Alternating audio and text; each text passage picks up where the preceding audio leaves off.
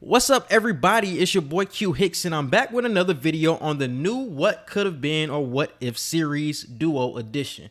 This video will be on what if Gilbert Arenas would have came to Miami to play with DWade early in his career.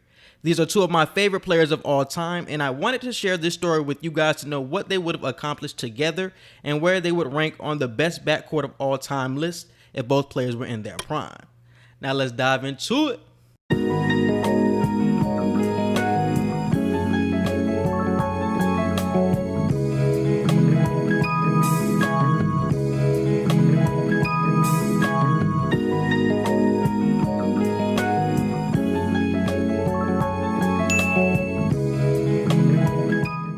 So let's go back to the year 2003.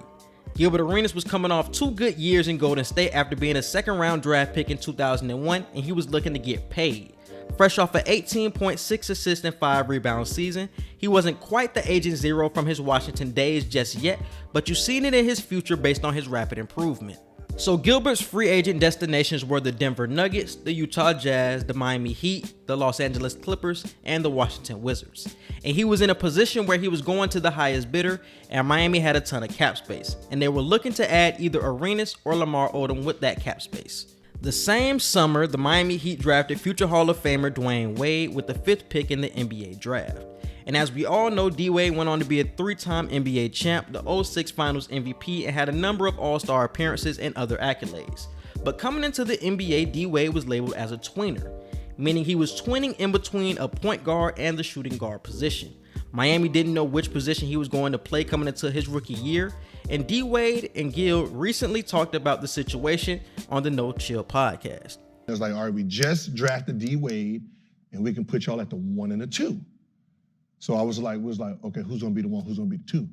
And it was like, we really wanna try him at the point to see how it works. So they were like, we already got Dwyane, we got a guard, we would love to have you both, but Pat Riley doesn't believe in young players, paying young players. That was the thing, they were like, well, we're gonna try DWade out at the point. I was like, well, I'm not going to that 2 guard. I am not going to that. And that's what happened in Denver. Oh, that makes sense. They signed Andre Miller at the point, and I'm like, I'm not going to that. No, I am not guarding them Kobe's. And no. Gilbert Arenas would end up signing with the Wizards on a 6-year, $60 million deal, and Miami would end up signing Lamar Odom. But let's just say, in a fictional world, if 2 of the best guards of all time would have played together, what could have been? So DWade came out and said he didn't like playing the point guard position because sometimes he would overthink the game, and he liked playing the 2 because he could be way more reactionary and play off of instinct. And Gilbert Arenas wanted to play the point guard position. So it could have been Gil at the point and Wade at the 2, and their games could have meshed, which would be so dynamic. I don't know if many teams are stopping that duo in any era. In his first 4 years in Washington, Gilbert Arenas averaged almost 26 points per game, 5.5 assists, 4.5 rebounds, and 2 steals. And in that same time frame, excluding his rookie year, Dwyane averaged 26 points per game, 7 assists, 5 rebounds, and 2 steals. In 2 of those 4 seasons, Gilbert Arenas was touching 30, and I think people really overlook how talented he really was. Wade and Arenas would have been the best backcourt of the 2000s, and they would have been up there for all time as well. I think they would have been a consensus top 3 backcourt, and I would only have Steph and Clay above them when it comes to best backcourt of all time talent-wise. You can talk about Zeke and Joe Dumars, Magic Johnson and whoever, Tony Parker and Manu. I will have Wade and Arenas number 2 behind Steph and Clay.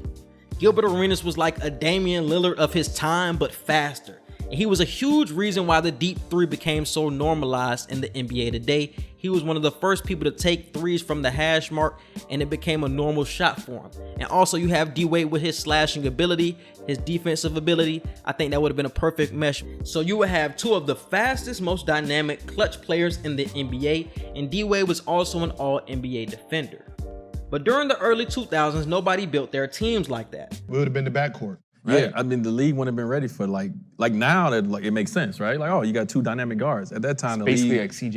It was a you needed a big, you needed a guard. You know what I mean? Like you needed, so the league wouldn't have been ready for it. I don't even know if Miami would have been ready for it, but if they would have figured it out, it'd have been dynamic, of course. I mean, we both were downhill players. Like we get you going downhill, it is a wrap for you. You had the Lakers with Kobe and Shaq. You had the Pistons with Chauncey, Rasheed, and Ben Wallace. And you also had the Spurs with Tim Duncan, Tony Parker, and Manu. And those were the teams that were winning big in that era. That Heat team would have broke the mold of what can win big in the NBA.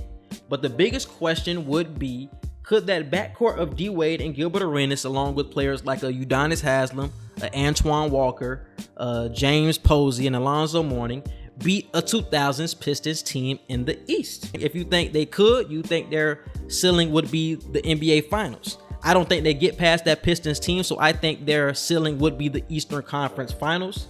Still great, but I don't think they get past the Pistons. But I think with a serviceable big man with that backcourt, I think they are definitely a top seed in the Eastern Conference.